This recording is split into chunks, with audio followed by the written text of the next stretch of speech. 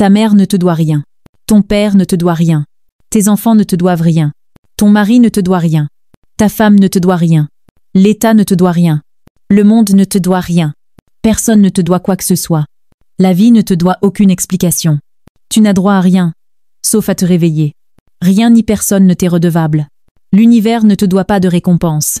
Tu n'es pas venu ici pour recevoir, mais pour te révéler. Aucune âme sur cette terre n'a pour mission de te réparer. La reconnaissance que tu attends n'arrivera jamais. Et c'est tant mieux. Le monde ne tourne pas autour de ta souffrance. Tu es seul responsable de ta libération.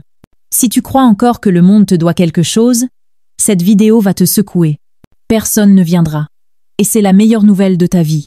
Si t'attends que les gens te comprennent avant d'avancer, tu vas rester coincé plus longtemps que la majuscule du clavier d'un boomer.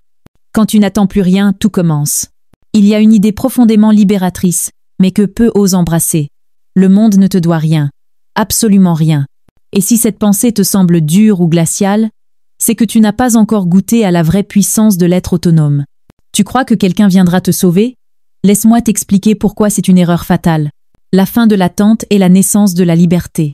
Tu as été conditionné, depuis l'enfance, à croire que ta valeur dépendait du regard des autres, des encouragements d'un parent, de la validation d'un enseignant, de l'amour d'un partenaire. Tu t'es accroché à cette illusion comme un naufragé à une planche.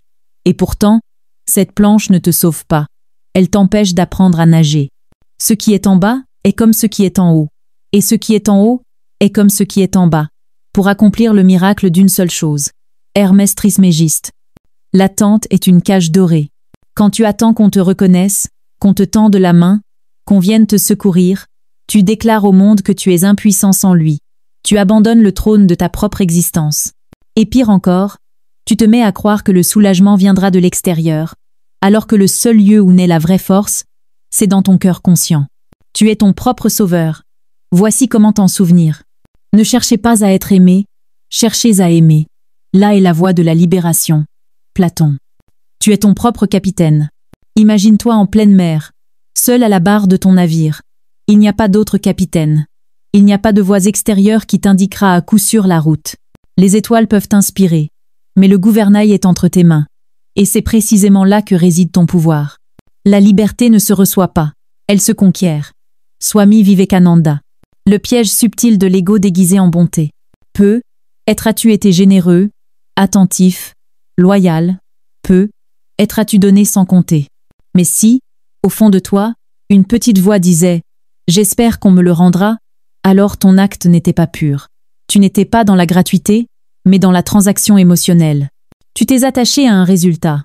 Tu as semé, mais non par amour, par attente de récolte. Et l'univers, qui voit au-delà des masques, ne répond pas à l'ego déguisé. Il récompense le geste qui s'oublie lui-même. Tu veux qu'on te rende ce que tu donnes? Mais t'as déjà vu une fleur demander un reçu après avoir offert du parfum? L'univers te doit quelque chose? Ah bon? T'as signé un contrat avec Dieu pendant ton sommeil? Le don véritable ne se souvient pas d'avoir donné. Maître Eckhart. L'homme libre agit sans projet caché. Il fait, il offre, il crée. Non pour plaire, ni pour gagner. Mais parce que c'est juste, parce que c'est en accord avec son être profond. Il ne vit pas dans la supplication invisible. Il ne marchande pas l'amour. Il traverse la vie les mains ouvertes, pas tendues. Tu t'es sacrifié pour les autres et tu veux un merci? Frérot, même ton chargeur de téléphone te dit jamais merci quand tu le branches. La sagesse consiste à faire sans attendre, à donner sans peser. Krishnamurti. Tu crois que la vie fonctionne avec un programme fidélité? J'ai été gentil, j'ai aidé tout le monde, j'ai une carte de points. T'es pas chez Carrefour ici? L'illusion de la dette émotionnelle. Tu penses peu. Être. J'ai tant donné aux autres. Pourquoi personne ne me rend l'appareil? Mais qui t'a demandé de donner? Qui t'a imposé ce sacrifice? Quand l'amour ou l'aide deviennent un investissement, ce n'est plus de la lumière, mais une tentative déguisée de contrôle. Tu souhaites être payé en retour. Et la vie ne paie pas les dettes émotionnelles. L'univers ne récompense pas les gentils, il soutient les réveillés. Les gentils qui dorment, ça s'appelle des oreillers. Et même eux, on les jette quand ils sont plats. Le cœur pur ne garde pas la mémoire de ses gestes. Il agit et s'efface. Sri Aurobindo. Tu crois que parce que t'as aidé ta cousine à déménager, la vie va t'envoyer un ange? Non frère, au mieux elle t'envoie un mal de dos. Tout ce que tu vois est ta propre projection. Il n'y a qu'une chose réelle dans ce monde. ta conscience. Tout le reste, les circonstances, les personnes, même les événements, sont des reflets de ton état intérieur. Tant que tu attends un secours externe, tu te détournes de ta véritable source de puissance.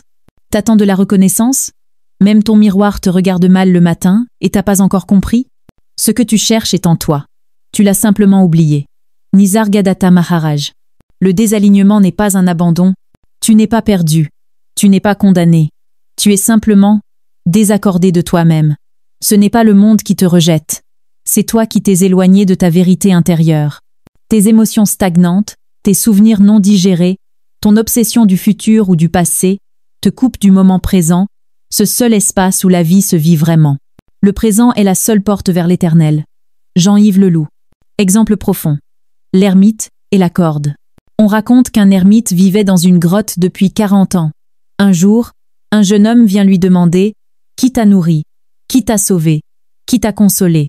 L'ermite sourit et montre une corde suspendue au plafond. Il dit « C'est moi qui l'ai tressée, c'est elle qui m'a hissé hors du puits. » Le jeune homme ne comprit pas.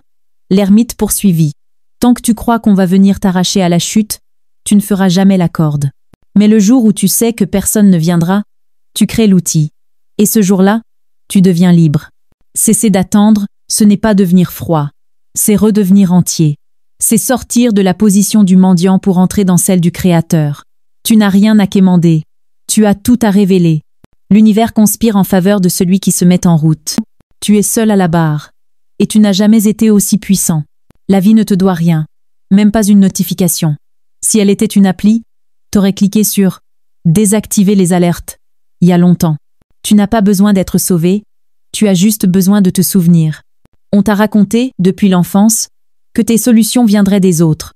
On t'a appris à tendre la main, à demander conseil, à espérer qu'une autorité extérieure viendrait combler ce que tu ressentais comme un manque. On t'a fait croire que le guide est toujours à l'extérieur de toi, que tu dois chercher quelqu'un ou quelque chose pour devenir complet. Mais la vérité est tout autre. L'homme est un monde en miniature, et tout ce qui est dans l'univers est aussi en lui. Plotin. La vie, c'est pas une story Instagram. T'as beau mettre des filtres spirituels. Si t'as pas bossé ton intérieur, ça reste flou. Tu es ton propre sanctuaire. Ce que tu cherches à l'extérieur ne t'a jamais quitté. Tu portes déjà en toi une intelligence silencieuse, une clarté intuitive, une boussole intérieure, qui ne faillit jamais mais que tu as appris à ignorer. Ton regard est tourné vers le dehors, pendant que le vrai trésor sommeille juste derrière ton souffle. Tu possèdes une volonté brute, capable de briser n'importe quelle inertie. Un discernement subtil, qui distingue la voix du cœur de celle du conditionnement. Et surtout, tu détiens ce joyau rare, le silence intérieur, un espace sacré, où aucune tempête extérieure ne peut pénétrer. L'intuition est la voix de l'âme. Écoute-la, et tu te rappelleras qui tu es. Sri Aurobindo. Tu veux qu'on t'aide? Même Google fatigue quand tu tapes « Comment me sauver à 2h du matin ?» Et lui au moins, il répond poliment. Mais l'univers gifle. Tant que tu ne te regardes pas, tu restes étranger à ta propre lumière. Tu peux apprendre toutes les philosophies du monde, accumuler les conseils, suivre les gourous et les mentors, mais tant que tu ne poses pas ton regard à l'intérieur de toi, tant que tu refuses la rencontre avec ta propre vérité, tu resteras à la surface. Et cette superficialité te condamne à la dépendance. Une dépendance douce, invisible, mais destructrice. Tant que tu ne t'es pas découvert, tu vivras dans les ombres des autres. Gurdjieff. Nul ne naît pour te secourir. Et c'est une bénédiction. Personne n'est venu ici pour être ton sauveur. Chacun est en chemin vers sa propre révélation. L'aide existe, bien sûr, mais elle est comme le vent qui pousse une voile.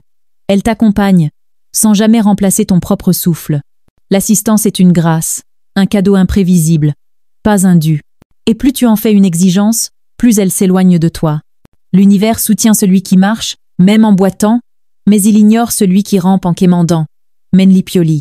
Le mendiant de l'âme n'attire pas la générosité du ciel. La vie ne répond pas aux suppliques. Elle répond au mouvement intérieur. Quand tu avances, même lentement, même maladroitement, l'univers se met en rythme avec toi. Mais quand tu restes figé dans l'attente que quelqu'un vienne panser tes blessures, tu déclares au monde que tu es inapte. Et la vie reflète cette croyance. Aide-toi d'abord, et l'univers fera le reste. Confucius. Les autres ne sont pas là pour remplir ton vide, mais pour t'en montrer l'ampleur. Chaque être humain que tu rencontres agit comme un miroir. Il ne vient pas colmater tes brèches. Il te montre où elles sont. Et c'est à toi seul, de les explorer et de les réparer. C'est dans cette responsabilité sacrée que naît la vraie souveraineté. Non pas dans la domination, mais dans l'autonomie vibratoire. Tu es le maître de ton propre royaume. Ne cherche pas la couronne chez les autres. Osho. Quand tu n'attends plus rien, tout devient possible. L'attente est une forme subtile de contrôle. Elle est bâtie sur l'idée que le monde te doit quelque chose, simplement parce que tu as bien agi. Mais la vie ne fonctionne pas selon le chantage affectif. Tu penses, j'ai tant aidé, pourquoi ne m'aide-t-on pas en retour? Mais qui t'a demandé d'aider? Si tu l'as fait avec l'attente d'un retour, ce n'était pas un acte d'amour, mais une stratégie de l'ego. Ce que tu fais avec un espoir de retour ne t'élève pas, il te lie. Elena Blavatsky. La justice cosmique est précise, mais elle n'a rien d'émotionnel. Elle ne fonctionne pas selon tes espoirs, ni selon ton ressenti de justice humaine. Tu peux offrir 1000 fois, mais si tu offres avec condition, tu récolteras frustration. En revanche, un seul geste pur, un geste libre d'attente peut ouvrir des portes insoupçonnées, parfois à des endroits où tu ne regardais même pas. Le don véritable est celui qui ne laisse aucune trace dans l'âme du donneur. Maître Eckhart. Tu ne vis plus dans l'attente. Tu vis dans la manifestation. Quand tu ne réclames plus rien au monde, tu entres dans un état créateur. Tu ne dépends plus. Tu n'espères plus. Tu deviens source. Et c'est là que ta fréquence intérieure façonne ta réalité extérieure. Tu cesses de vivre dans la déception pour entrer dans la matérialisation de ton essence profonde. Ce que tu aimais dans ton silence, le monde l'écoute en écho. Ananda Kumaraswamy.